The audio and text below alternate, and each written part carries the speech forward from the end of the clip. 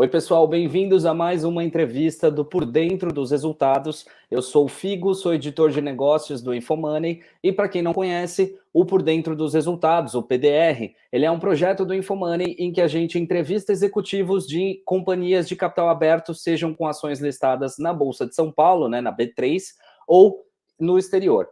A ideia é a gente falar sobre balanços e sobre perspectivas. E nessa temporada, a gente está falando do quarto trimestre de 2022 e do ano fechado de 2022.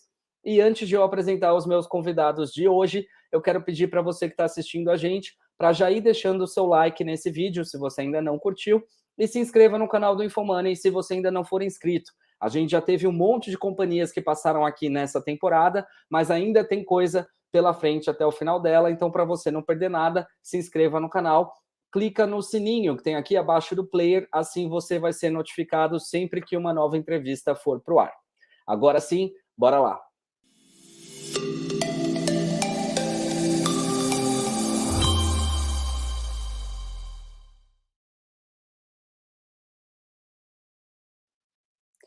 Bom, eu vou conversar agora com o Diego Vilar, que é o CEO da Moura do B, e com o Marcelo do B, que é o CFO da companhia. Diego, Marcelo, bem-vindos. Obrigado mais uma vez pela participação de vocês aqui com a gente. Obrigado, Figo. Bom dia. Prazer estar com você aqui, com o pessoal acompanhando a live. Obrigado também, Figo. Bom dia. Prazer novamente estar aqui com vocês. Esse que é um programa bastante respeitado e muita audiência no mercado. Boa, a gente que agradece a participação novamente. Então, antes de eu passar a palavra para que eles possam fazer um resumão de como é que foi esse 2022 para a Moura do B, eu quero pedir para você que está assistindo a gente para deixar nos comentários o que vocês estão achando dessa nova temporada e quais empresas vocês querem ver aqui no PDR com a gente, seja nessa temporada ou nas próximas. É isso, pessoal. Então, por favor, fiquem à vontade para fazer a apresentação de vocês. Na sequência, a gente bate um papo. Ok, Figo, obrigado. Eu vou tomar a iniciativa aqui de fazer uma apresentação curta, né, de 2 slides, mostrando os números da Moura do B em 2022. 2022 foi um ano em que a companhia atingiu níveis recordes, né, praticamente todos os seus números, né, atingiu uma velocidade e um crescimento expressivo de lançamentos e vendas, e também na parte financeira. Então, acho que vale a pena a gente dar uma passada. A gente tem um primeiro slide que vai falar sobre a parte operacional e um segundo slide que vai falar sobre a parte financeira contábil dos números que a gente atingiu. Então, eu vou passar o primeiro slide. A gente tem aqui, inicialmente, do lado esquerdo do slide, os lançamentos, né, de 2022 e 2021, e a comparação deles. A gente já chegou a praticamente 1,9 bilhões de reais de lançamentos em 2022 contra 1,1 em 21, né? A companhia, lembrando que a gente é uma incorporadora residencial de médio e alto padrão, foco no mercado do Nordeste, nas principais capitais. Fizemos IPO em 2020 vimos um crescimento, né, desde 2020 de lançamento. Em 2020 fizemos 800 milhões, aí passamos a 1,1 em 21 e agora 1,9 em 2022, praticamente agora atingindo o tamanho, né, operacional de capacidade instalada. A gente pode falar disso depois, do que a companhia pretende ser, né, em termos de tamanho. Então, atingimos isso até antes do que a gente esperava quando fizemos nosso IPO.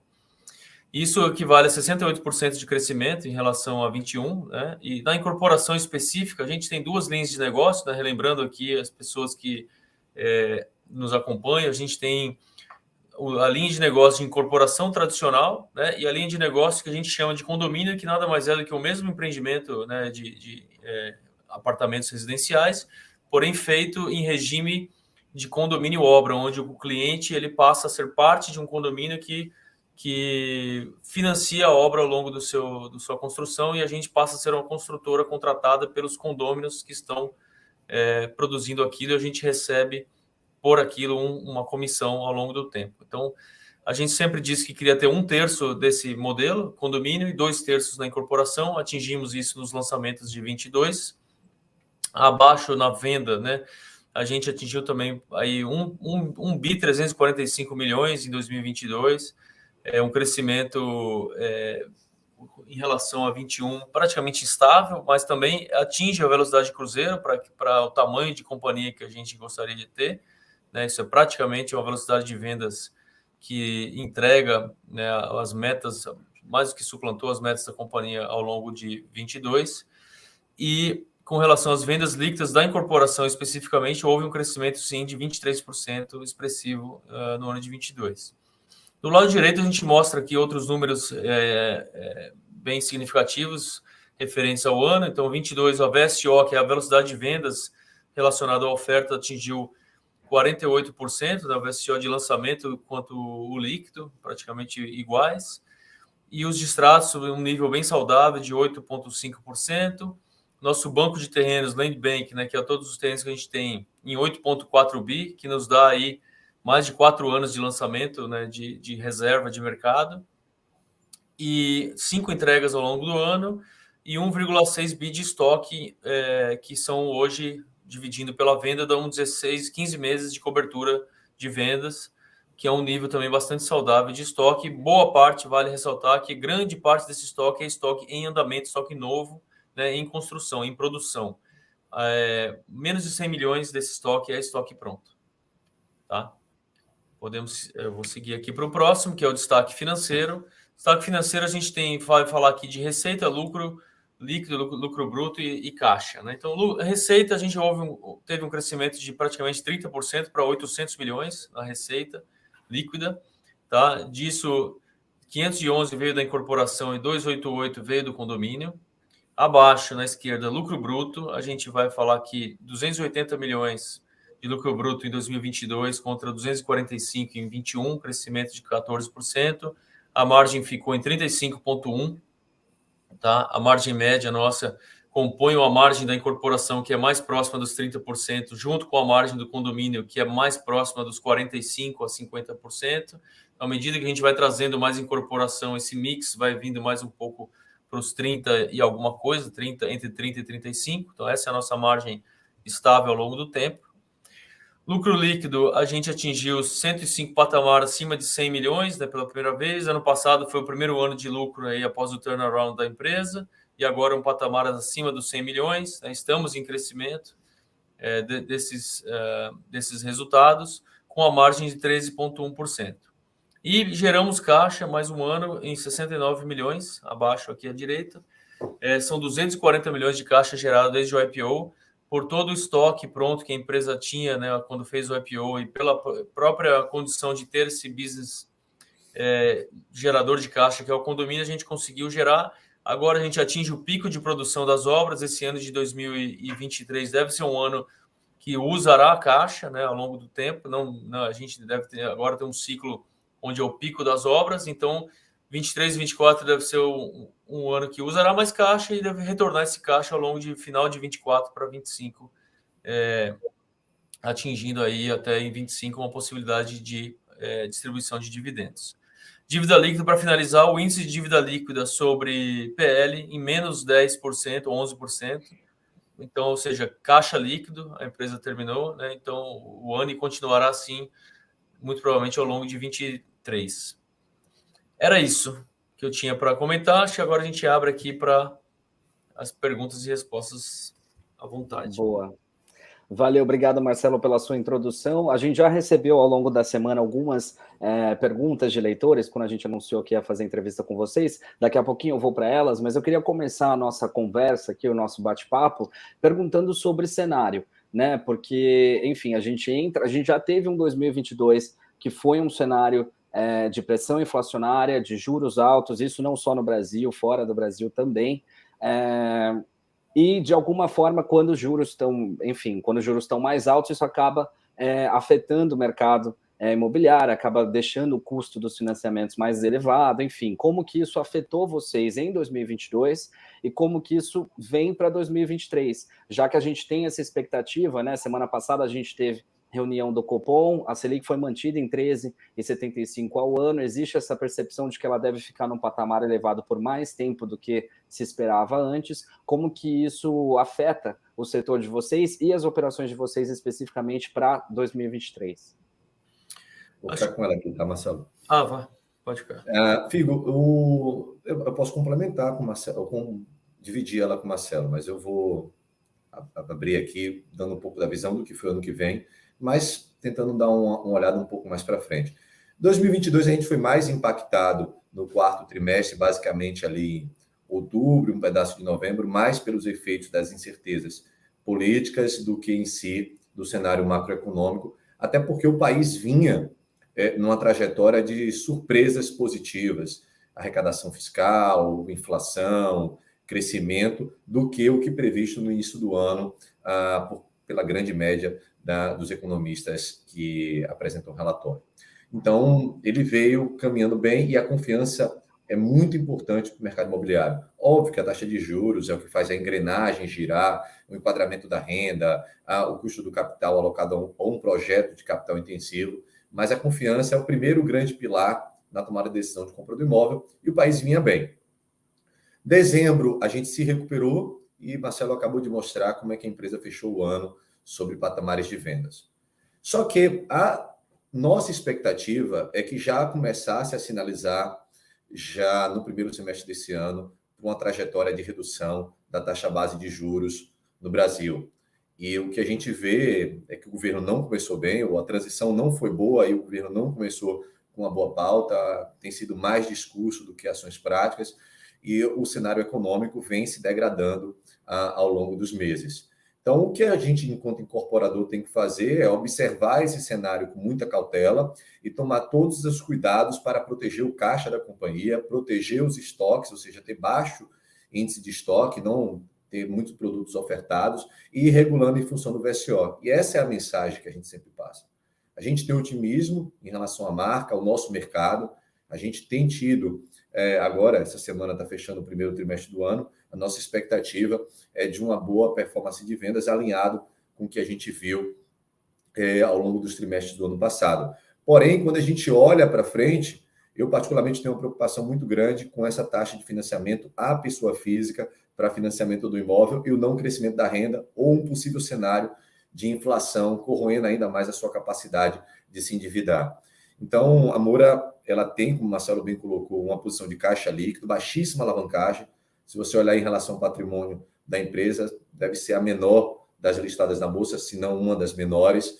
E é esse o trabalho da gente. A gente tem um modelo de condomínio que ajuda nesses momentos de taxa de juros mais altas e protege o consumo de capital da companhia. E, ao mesmo tempo, a gente tem uma posição de estoque que favorece e uma boa velocidade. Então, o nosso compromisso é esse. Ir lançando conforme a gente vai entendendo que o VSO está mantendo, em negócios que tenha menos consumo de capital da companhia, principalmente com o modelo de condomínio, observando o desenrolar do ambiente político que poderá se materializar ou não no ambiente econômico. Então, é mais de um otimismo cauteloso, mais cauteloso, inclusive, do que otimista, quando a gente olha para frente. Boa. Marcelo, você ia complementar? Não, eu acho que assim, com relação à taxa de juros e crédito, eu acho que navegar em momentos de juro alto para o brasileiro e incorporador brasileiro não é novidade também, né? A gente sabe que a economia é cíclica e se antecipou esse ciclo de alta de juros. A gente, no primeiro ano pós-IPO em 2020 e 2021, a gente teve um ciclo de bastante queda dos juros, né? A gente teve um negócio bem atípico, que foi a pandemia, e depois sabia que haveria um aumento de juros. A gente falou bastante sobre isso e se preparou para esse momento. Tanto que a empresa tem zero dívida corporativa, né? Em todos os momentos a gente se preocupou em não ter dívida corporativa, não tomar juros na holding, que para uma incorporadora é complicado, né? Depois você tem que subir dividendos para poder pagar esses serviços da dívida. Todas as obras estão financiadas, então acho que isso também traz uma tranquilidade com relação ao crédito, olhando para o que já está contratado, né? Então, tudo que já está lançado, que está na rua, que a gente tem que entregar, e são 40, e depois a gente vai falar disso, são 44, 45 canteiros de obra que estão em andamento, todos estão equacionados, né? Olhando para frente, o crédito pode apertar com o sistema financeiro? Pode, mas sabemos que o mercado imobiliário ele tem uma visão especial dentro do mercado de crédito, em geral, dos bancos, e a gente também vai ser os bancos são seletivos para os projetos, mas a gente também está muito seletivo com relação ao que a gente está lançando e os produtos que a gente está colocando para dentro quando compra um terreno.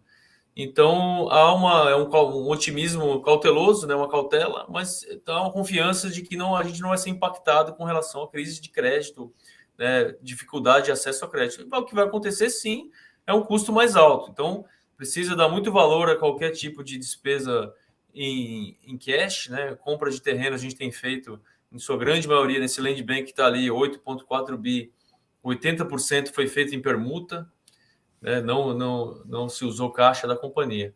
Então, um pouco isso é o outro lado aqui da moeda da gente. Tá? E outra coisa também importante falar que o ciclo das nossas obras, os ciclos dos nossos lançamentos estão muito mais na fase de aumentar o percentual de obra, né, e chegar na sua maturidade de obra do que entrega.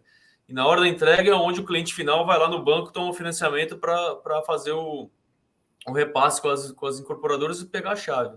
E essa hora que o juro alto, o aumento do juro na ponta final, impacta mais. Então a gente espera que até onde for o pico das nossas entregas, que é 24, 25, a gente espera que esse ciclo de baixa de juros já tenha acontecido também. Boa. Falando um pouco sobre o perfil dos empreendimentos de vocês, como você citou lá no começo da sua apresentação, de médio e alto padrão, a gente tem visto em alguns segmentos para pessoas da população de mais baixa renda, principalmente dos programas ali Minha Casa Minha Vida, a inadimplência tem sido muito alta. Vocês acham que por atuar com um perfil de público de médio e alto padrão, isso acaba também blindando um pouco vocês? Ou como é que está essa inadimplência nesse perfil também, nesse perfil de renda um pouco mais elevado? Não, eu também vou comentar aqui, porque com relação à parte financeira, a inadimplência a gente acompanha semanalmente aqui na companhia, e a gente olha ela também pelos dois modelos de negócio, né? Na incorporação, ela tem um determinado impacto que pode gerar o distrato, né? No final. E no condomínio é diferente, não tem lei do distrato, não tem distrato, o cliente ele está comprando ali, ele está aderindo ao condomínio, se ele para de pagar, ele para de ser parte do condomínio, e aí ele perde o que ele pagou e a gente coloca a unidade dele a leilão, né? O próprio condomínio leva a leilão, né? A gente faz o suporte para isso. Mas, assim, falando da inadimplência em si, ela vem super controlada nos dois segmentos. A gente tem níveis aqui na incorporação de até 5%, em ambos, né, de até 5%, 7% de inadimplência, o índice que a gente considera assim até estrutural do negócio, né? São clientes que às vezes deixam a parcela atrasada, depois pagam atrasada, atrasa a próxima, mas ele não vai chegar ao ponto de perder o imóvel. Isso é retratado pelo nosso nível de distrato, né? A gente teria um nível maior de distrato, dado que a gente está, como eu mencionei, em obras em andamentos, se a gente tivesse inadimplência alta. Isso não vem acontecendo. Então tá bastante, não tem uma bandeira amarela aqui, uma luz amarela sendo acesa aqui ainda não. Quer dizer, nem esperamos que seja, né? Uhum. Boa. Sobre os investimentos que vocês têm previstos para esse ciclo 2023, 2024, o caixa que vocês têm hoje já é suficiente ou vocês pretendem, ou existe alguma expectativa, alguma necessidade de fazer alguma captação nesse período, alguma nova captação nesse período? Vou falar aqui pelo nosso modelo de negócio, obviamente a gente não dá detalhes assim de futuro, de guidance, mas a gente tem um modelo de previsibilidade de caixa que a gente olha semanalmente também com qualquer compra de terreno que a gente faça, que lá está incluso todos os gastos que são os aportes necessários da holding, além dos financiamentos para o andamento das obras, e o nosso modelo não aponta a necessidade de aporte de captação no mercado adicional, a gente não pretende fazer acesso ao mercado para uso de poder fazer alguma complementação do andamento do nosso negócio normal, né? Não tem nenhum tipo de problema ou previsão para isso. Bom, agora falando sobre os lançamentos que estão previstos para esse ano, se você puder falar um pouco, você já citou sobre essas 40 e poucas obras que vocês, canteiros de obras que vocês têm atualmente, se vocês puderem falar um pouco sobre esses lançamentos que estão previstos, para quando eles estão previstos e quais as localidades, que isso é uma questão que apareceu bastante nas perguntas que chegaram dos leitores, eles sempre querem saber para onde que vocês vão expandir, né? Se eu não me engano, recentemente vocês foram para Sergipe, se vocês puderem falar também um pouco sobre isso, enfim, qual a expectativa de vocês quais as localidades que têm maior potencial e como que vocês trabalham ou planejam essa expansão? O Figo. A Moura, desde quando a gente abriu capital, a gente sempre se posicionou como uma incorporadora nordestina que estava presente em 5 estados e queria caminhar dos 9 estados do Nordeste para 7. E essa era a nossa pretensão inicial e continua sendo a nossa pretensão, né? A gente tem um tamanho que a gente entende que a gente precisa entregar muito resultado de forma consistente antes de pensar numa expansão para outro lugar. E dentre esses outros lugares não passaria nada além do que o próprio Nordeste. As capitais que a gente já atua, somadas as 2 que já estavam desde 2020 mapeadas para entrar, que são João Pessoa e Aracaju, elas mais do que têm mercado, demanda, nível de concorrência, enfim, toda uma variáveis de itens de uma equação que entrega o nosso plano de negócio. A gente, óbvio, né, dessas 7 capitais, e não é só capital que a gente atua, principalmente com um modelo de negócio chamado Biticlés, onde a gente vai para o litoral do Nordeste, oferecendo um produto de segunda residência, a gente entende que esses 7 estados, sendo suficiente, a gente tem um balanceamento maior de lançamento, óbvio, na Bahia, no Ceará e em Pernambuco, que são estados não só com a dinâmica econômica mais forte, mas também com a população muito maior do que os demais. Então, é natural que esses 3 estados concentrem a maior parte dos nossos lançamentos. As outras 4 praças menores, né, que são Rio Grande do Norte, Paraíba, Sergipe e Alagoas, elas têm tamanhos entre si semelhantes e basicamente precisaria juntar as 4 para ter, na média, o tamanho de uma das 3 maiores. A distribuição de lançamento da Moura do B, né, a gente não dá guidance, a gente tem uma expectativa que esse ano seja algo muito parecido com o que a gente vê se comportando no ano passado, tanto em vendas quanto em lançamento, né? Óbvio que o VSO é quem vai ditar, a demanda do produto é que vai ditar isso, porque a gente está mais comprometido em ter projetos com rentabilidade do que em si cumprir um plano de lançamento e vendas em si. Então, a Sergipe, a gente já inaugurou, já lançamos o Casa Jardins, agora em março. Agora, em abril, a gente deverá lançar o Mirante Rui Carneiro, a campanha já está na rua, que é o primeiro projeto nosso em João Pessoa. Tivemos também, esse ano ainda, um lançamento no litoral sul de Fortaleza, que na verdade já não é mais Fortaleza, é outro município, chama-se Aquiraz, que foi o Biticlés Porto das Dunas. Então, a gente, no primeiro trimestre, alcançou uma marca um pouco acima de 200 milhões em lançamento. Ao longo do ano, a gente vai distribuindo conforme a demanda de cada praça. Hoje, a gente vê claramente que Salvador é uma praça que a gente tem um fortíssimo VSO, né? A grande maioria dos produtos que nós tivemos tiveram um forte VSO, um bom preço, tanto para o mercado quanto para a rentabilidade esperada da companhia, e a gente tem um baixo nível de estoque. E Fortaleza tem sido bastante resiliente, somado aos produtos de praia. Então, o equilíbrio ele vai se acomodando conforme a gente entende que está atendendo bem a demanda do mercado, o produto vai ser bem aceito e as margens que vão transitar dentro desse projeto são as mínimas ou acima das mínimas que a gente espera. Então, a gente vai distribuindo dessa forma ao longo do ano. É pouco provável que a gente tenha algum lançamento expressivo nas 4 menores, pelo contrário, será mais tímido, mais pontual, entendendo a dinâmica da praça. E sim, nas grandes maiores, a gente deverá buscar o tamanho muito parecido com o que foi no ano passado. Boa, eu queria que vocês comentassem um pouco também sobre custos, né? O Marcelo já comentou ali na apresentação inicial dele sobre a questão, enfim, o ambiente macro e a pressão inflacionária que a gente tem no Brasil, isso acaba afetando os custos de todas as empresas, de todos os setores. Como que vocês estão lidando com isso? Existe alguma cláusula, alguma regra nos contratos de vocês para repasse de custos em determinadas obras em que esse custo maior, seja com materiais ou, enfim, custos operacionais de vocês aumentem? Vocês têm essa possibilidade de repasse para os clientes? Como que vocês trabalham com isso? Certo, Figo. Veja só. Vamos de trás para frente aqui na sua pergunta. Primeiro, sobre repasse de custos. O modelo de condomínio, a gente tem, o Marcelo comentou no início, modelo de incorporação tradicional, como qualquer outro incorporador, modelo de condomínio. No modelo de condomínio, que foi onde a gente lançou significativamente desde o IPO, a gente tem como repassar para o condomínio. Como funciona? O custo da obra, ao valor a mais ou a menos, é arcado pelo condomínio. Se for a mais, é chamado uma taxa E, se for a menos, é devolvido na proporção da fração ideal de cada unidade pagante. Então, a gente tem uma certa blindagem sobre a variação de custo no modelo de condomínio fechado. Eu digo certa blindagem porque se há um escalonamento muito além da expectativa no preço e no repasse, dificilmente esse modelo fica de pé pela falta de previsibilidade a cada condomínio que entra.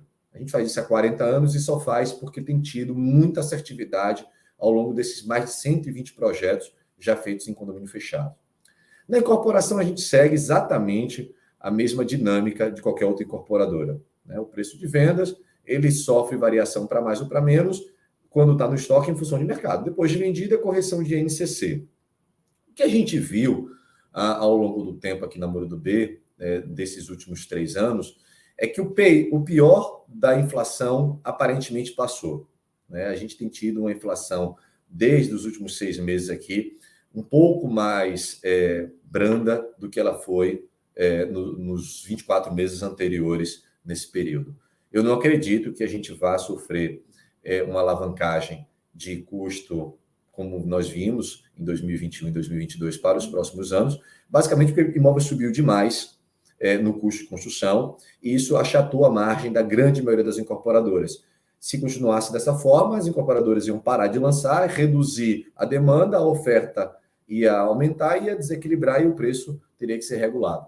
Então, eu acho que os próprios produtores de materiais já perceberam isso. Então, eu acho que essa questão já está mais bem endereçada. O problema endereçado agora é a questão realmente dos juros e do ambiente econômico. Mas incorporador é isso, ele sempre viveu algum tipo de dificuldade. Na verdade, qualquer modelo de negócio que é desenvolvido em longo prazo no Brasil, ele está extremamente exposto a cíclicos muito extremos de dificuldades.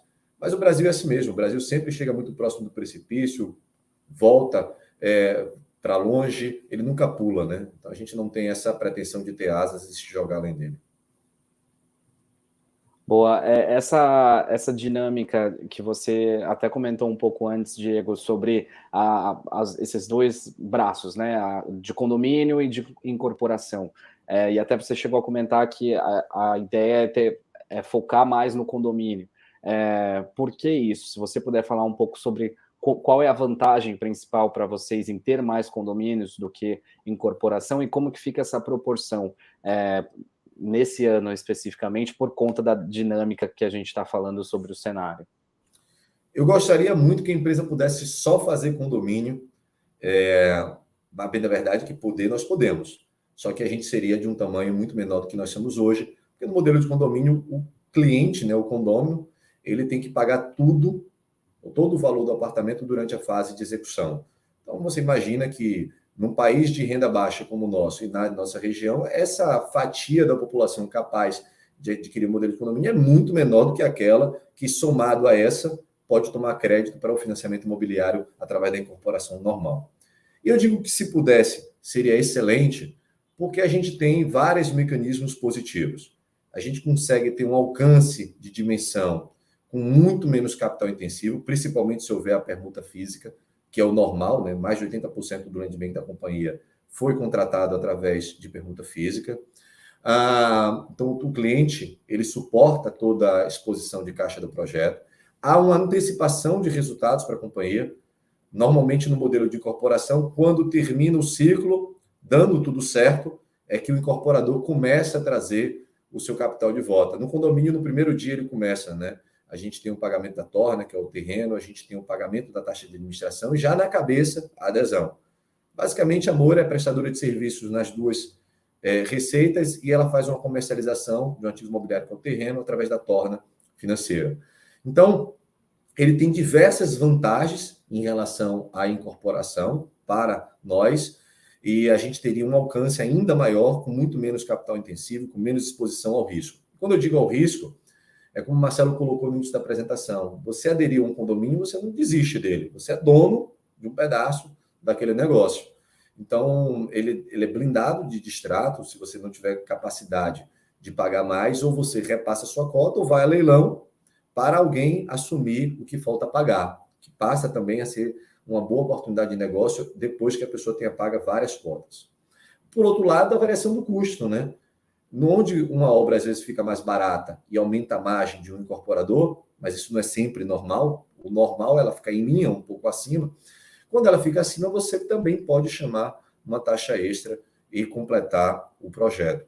Então, o modelo de condomínio ele tem várias vantagens, dentre elas, navegar muito bem em ambiente de crise. Como o Marcelo disse, havendo uma escassez de crédito, o condomínio é resiliente. Havendo uma escassez de renda, o condomínio sempre tem um público que resolve olhar o imóvel e enxergar nele uma oportunidade segura de investimento, e o condomínio traz muito esse perfil de investidor também. Ele navega na alta renda. Normalmente, nas crises que o país passa, a alta renda concentra mais renda ainda.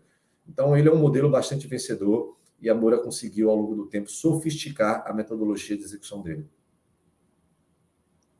Legal. Eu queria voltar num ponto que o Marcelo falou em uma das respostas anteriores, sobre que ano passado foi o primeiro ano de lucro para a Moura do B, depois do turnaround. A gente viu no quarto TRI que teve essa redução na comparação anual, né, especificamente do trimestre, apesar de ter crescido no ano, apesar de ter tido lucro no ano. Eu sei que vocês não dão guidance, mas assim, para 2023, existe alguma percepção, ou pelo menos a expectativa de vocês é de continuar nessa tendência de apresentar lucro? Boa pergunta, Figo. Acho que cabe aqui a gente até falar um pouquinho da estrutura de lucro nosso, de receitamento e lucro da empresa. Aí a gente volta de novo para os dois modelos, né? O condomínio e a incorporação. A incorporação, ela é um pouco que um reloginho, né? Você vai capturando os resultados ao longo do andamento das obras. Então, você estava lá, né, em 2020, começou a lançar no caso da Moura do B, começou a lançar pouco a pouco a incorporação, aumentou a velocidade de incorporação bem em 2021 e aumentou significativamente a velocidade de lançamento de incorporação em 2022. Então, foi um processo, e agora a gente pretende manter em velocidade de cruzeiro a incorporação. E com isso vem em crescimento as receitas da incorporação, é lá que vai ter a escala, né, de receitamento da empresa, é de lá que vem. E as margens brutas desse negócio são da ordem de 30%, tá? Esse é o negócio. Depois você tem o negócio de condomínio. O negócio de condomínio, você captura receita ao longo dos lançamentos. Você vai lançando e vai capturando um bom pedaço da receita, não toda ela, que para a gente explicar isso, teria que entrar em muito detalhe, mas assim, basicamente você captura a parte do terreno que a Moura do B vendeu para o condomínio. Então, isso aí você entra como receita automaticamente e depois entram as taxas ao longo da obra, tá? Então, essa receita, acaba dando picos de receita ou acumulam receita. E ao longo dos trimestres, a Moura do B teve um condomínio basicamente entrando por trimestre. Este quarto trimestre agora específico, a gente não teve nenhum condomínio que entrou.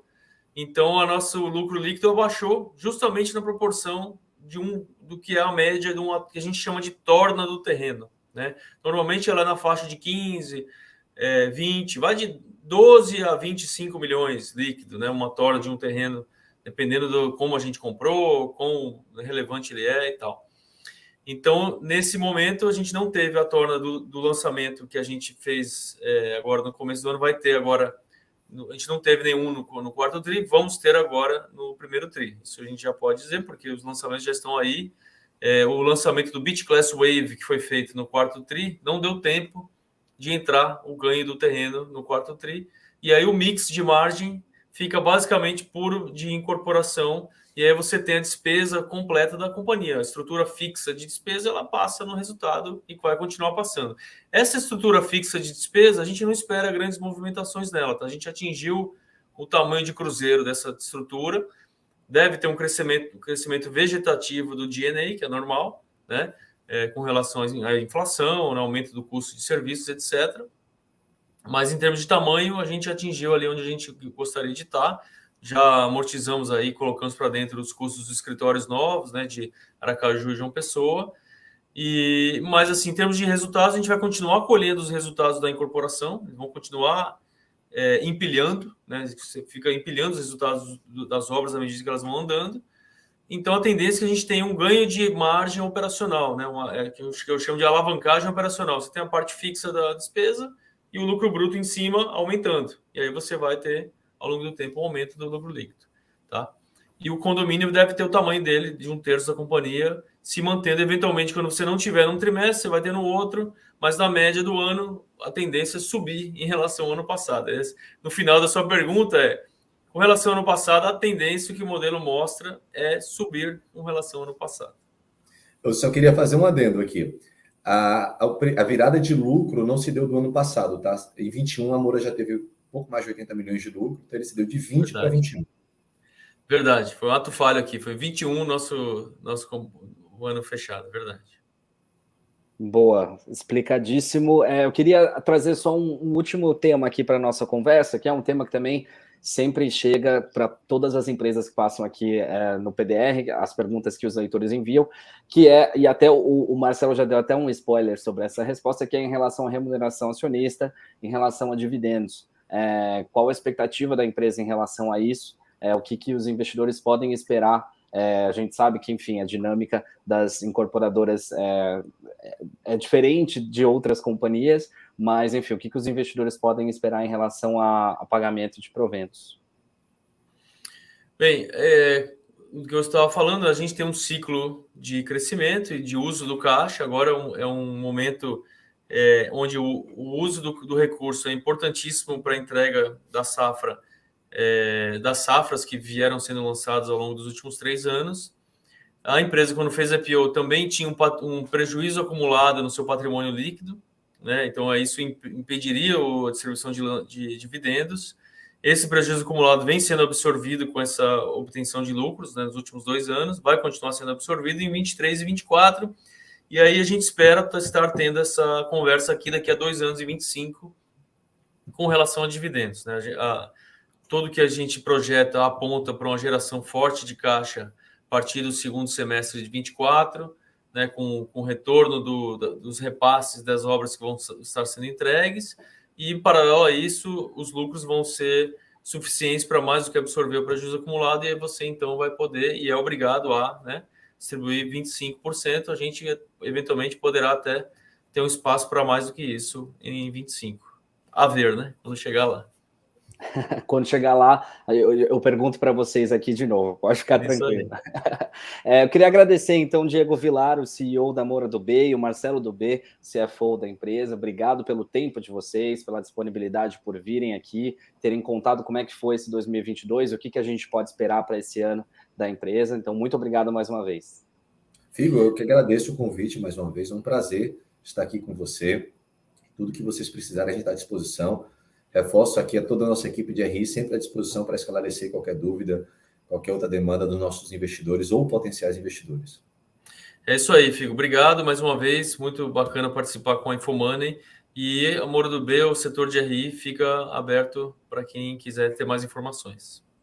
Perfeito, a gente que agradece, até a próxima, e só lembrando quem está assistindo a gente, se você perdeu o começo dessa entrevista, não se preocupe, ela vai ficar na íntegra aqui no canal do Infomoney no YouTube, não só essa, como todas as outras, a gente já teve bastante empresa passando aqui, conversando comigo nessa nova temporada, para você assistir tudo, entra na playlist do Por Dentro dos Resultados, aqui no canal do Infomoney no YouTube, e se inscreva aqui no canal se você ainda não for inscrito. A gente vai ter mais algumas conversas até o final dessa temporada. Para você não perder nada, clica no sininho que tem aqui abaixo do player e assim você vai ser notificado sempre que uma nova entrevista for para o ar. Não se esqueça de deixar o seu like nesse vídeo, pode comentar o que você achou das entrevistas, quais empresas vocês querem ver aqui nessa temporada ou nas próximas temporadas do PDR. E é isso. Obrigado pela audiência e até a próxima.